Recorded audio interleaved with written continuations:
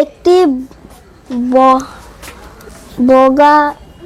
বর্গাকার পার্কের ক্ষেত্রফল 1024 বর্গমিটার।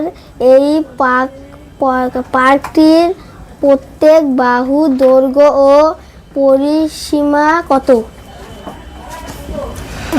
দেখ, এটা হচ্ছে বর্গক্ষেত্র, এটা হচ্ছে ক্ষেত্রফল দেওয়া আছে কত? 1024।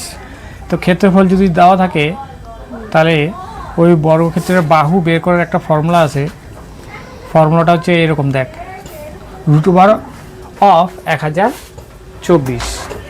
এবার 1024কে এখানে ভাঙাবি, একটু তাড়াতাড়ি করে করাচ্ছি। এই যে এরকমভাবে ভাঙাবি।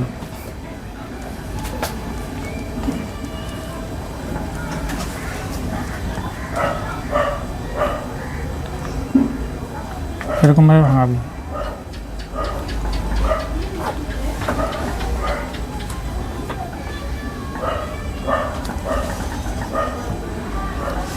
এটা কি 2 5? এই যে এরকম আসবে। 2 5 কতটা? কোনটা বল? হাত দে।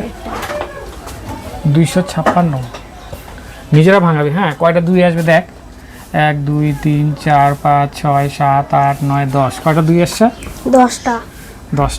এবার এখানে 10টা 2 লিখবি। 1 2 3 4 5 6 7 8 9 10। কয়টা 2 আসবে? 10টা। এবার এগুলোকে জোড়া মিলাবি। কি করতে হবে? জোড়া মিলাইতে লাগবে। এবার এই দুটোর জন্য একটা 2, এই দুটোর জন্য একটা 2, এই দুটো 2 এর জন্য একটা 2, একটা 2, এর জন্য একটা 2। এদিকে দেখ, তাহলে √বার আর থাকবে না। হ্যাঁ, √বারটা এই জোড়া, এদিকে দেখ, যদি √বারটার জন্য এই যে জোড়া করলাম যে এখানে, ঠিক আছে, একটা জোড়ার জন্য একটা 2 এভাবে নিলাম না, সেই জন্য √বারটা কি হবে? √বারটা কি রে? √বারটা বুঝে যাবে। তোমরা সব গুণ কর। 2 × 4 × 8 × 16 × 32। কত হচ্ছে? 32। উত্তর 32। 32 মিটার। এটার হচ্ছে বাহুর দৈর্ঘ্য কত? 32 মিটার। আর এটার পরিসীমা কি হবে তাহলে? পরিসীমা কি হবে? পরিসীমার ফর্মুলা কি? 4 গুণ একটি বাহু। 4 গুণ একটি বাহু। একটি বাহু দেওয়া আছে কত? 32। একটি বাহু কত দেওয়া আছে? 32। একটি বাহুর জায়গায় 32 লিখলাম। এবার 4 দিয়ে গুণ করো। 4 দুগুণে 8, 3 4 12, এত মিটার। বল শায়ন, কোথায় অসুবিধা? শায়ন বল। ও তো ওখানে।